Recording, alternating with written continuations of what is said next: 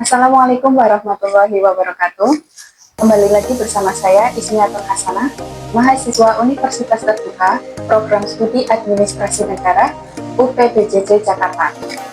Dalam video kali ini, kita akan membahas dampak efisiensi anggaran pada sektor pendidikan.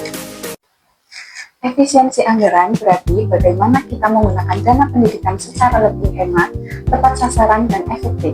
Kebijakan ini dapat memberikan dampak yang positif, tetapi juga beresiko menimbulkan dampak negatif apabila tidak direncanakan dengan baik. Dampak positif efisiensi anggaran dalam sektor pendidikan. Yang pertama, pengelolaan dana lebih tepat sasaran. Efisiensi anggaran mendorong penggunaan dana pendidikan secara lebih fokus pada hal-hal yang benar-benar dibutuhkan, seperti peningkatan kompetensi guru, pengadaan sarana belajar, serta pembaruan materi ajar. Yang kedua, transparansi dan tanggung jawab yang lebih baik. Dengan anggaran yang dikelola secara efisien, proses penggunaan dana menjadi lebih terbuka dan mudah dipertanggungjawabkan. Hal ini juga dapat meningkatkan kepercayaan masyarakat terhadap dunia pendidikan.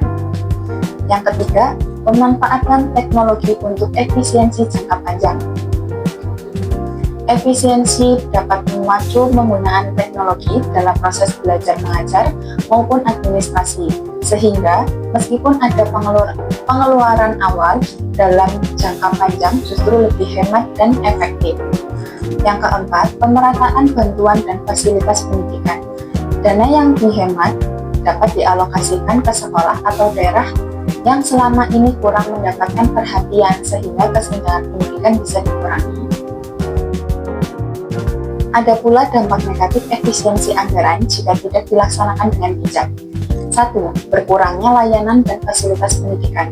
Efisiensi yang dilakukan tanpa perencanaan matang bisa menyebabkan pemangkasan program penting, kekurangan fasilitas, atau berkurangnya kegiatan belajar yang mendukung perkembangan siswa.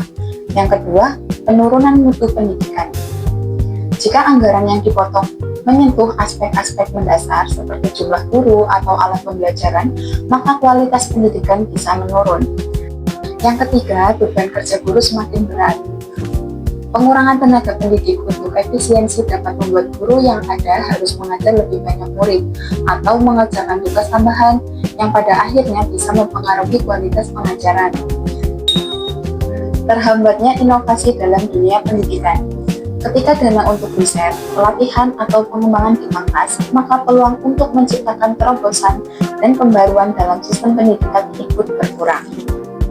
Pada masa pemerintahan Presiden Prabowo Subianto, anggaran pendidikan dalam APBN 2025 ditetapkan sebanyak 724,3 triliun, yang merupakan alokasi tertinggi dalam sejarah Indonesia.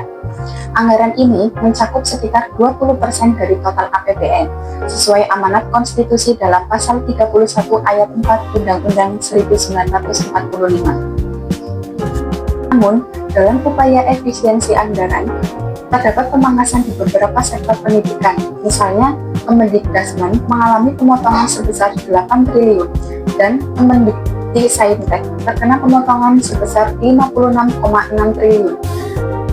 Kebijakan efisiensi ini memicu protes dari kalangan mahasiswa dan masyarakat yang mengkhawatirkan dampaknya terhadap kualitas pendidikan tinggi dan akses terhadap beasiswa.